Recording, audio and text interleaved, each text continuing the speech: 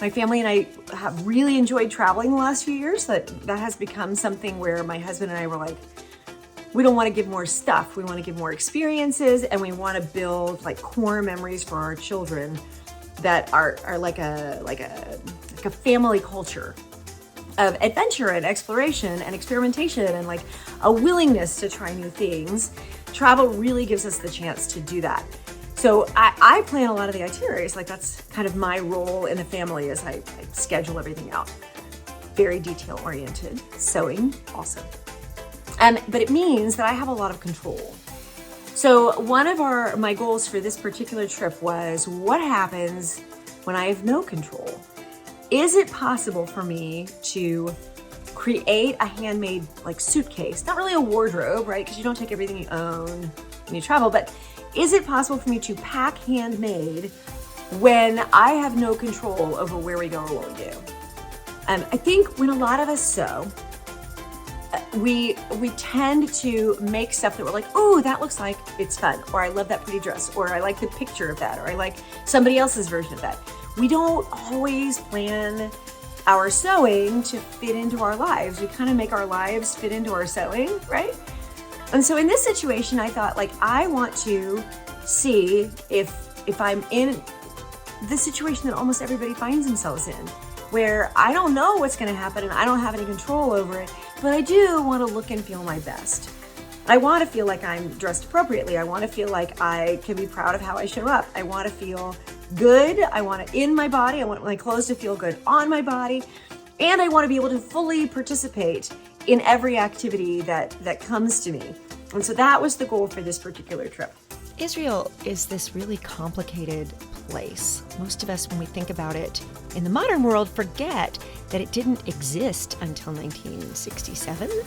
And so there are all these ancient sites in Israel that have historic and religious and cultural significance, but there are also parts of Israel that are incredibly modern. It is 10 p.m. the night before, and I've got work left that isn't finished yet that we'll have to get done before we get on the flight, and they've moved up our departure time. So now I'm sort of frantically assembling all of the things that have been gradually staged over the previous weeks in much poorer lighting. But the idea here is that we are traveling handmade, and we want to pack as well as possible so that our handmade things come out the other side looking good. Some of that is selection, and some of it is how we pack it. So I have somewhat limited space here in my suitcase and 11 days worth of clothing to take with me. I'm not really a big capsule wardrobe person, but I will show you how I manage that for packing to travel internationally. Like I said, I had staged a lot of this before, which I think is really helpful when preparing to pack to travel. I put my outfits together ahead of time. It allows me to make sure, number one, that the laundry is done, and number two, that I've covered all of my bases. So a lot of the things are stacked on this table in my closet: sweaters, outerwear, layering pieces, where I can start to think about how these outfits go together. Once I've determined, okay, these things are definitely all making the cut, I start putting them together in actual outfits. So I have a few things in here. These are almost exclusively thrifted, but they're gonna go in this sort of like zip up portion, like the suit portion of my suitcase, if you have one. This is a great place to put the things that really, if they get smooshed or creased, it's gonna be a hassle. Other things are going to have to go into the main compartment, and that is where we pack by rolling. When you pack by rolling, and think like Marie Kondo, but without the fancy folding technique, it saves so much space. But what you don't realize is that it also reduces wrinkles. I mean, like crazy. Like you really don't get, because there aren't these like creases that get squashed by the weight of the suitcase. It does take a little longer to pack this way because you can't just throw things in, but it saves so much space that it makes it worth it.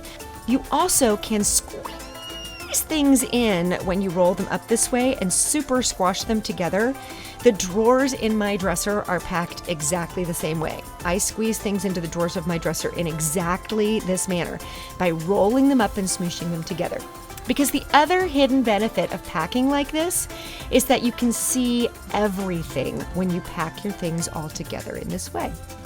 If you get to 2 layers of rolling things and you've run out of space, you've just got too much clothing and it's time to eliminate some stuff. Because then I'm gonna put in my shoes. Underwear, bras, and socks go inside the shoes, and the shoes always go flipped to one another. So we chose like a package tour, like a group tour situation, where my husband was coming along as the cameraman. He was gonna shoot all the video, follow me around, basically wearing all these handmade outfits. And I was going to take whatever information I had, what little information I had, and prepare my suitcase with handmade or thrifted clothing that I already owned. I think I would probably give myself an 80%, like a solid B on how well my existing handmade wardrobe suited this trip. The Mitchell trousers from Closet Core are fantastic, and I had made them anyway for a series with the League, like a sew along, and I wanted to wear them on this trip because they felt very like loose and chic, but also tailored. The clothes that I took with me, a lot of them were pants that I made for our League pants series. So I had the Pietro pants, which were fantastic, elastic back waist, like they fit really great. They were a linen blend. I hiked in them. I took the Mitchell pants. I took the Emerson pants.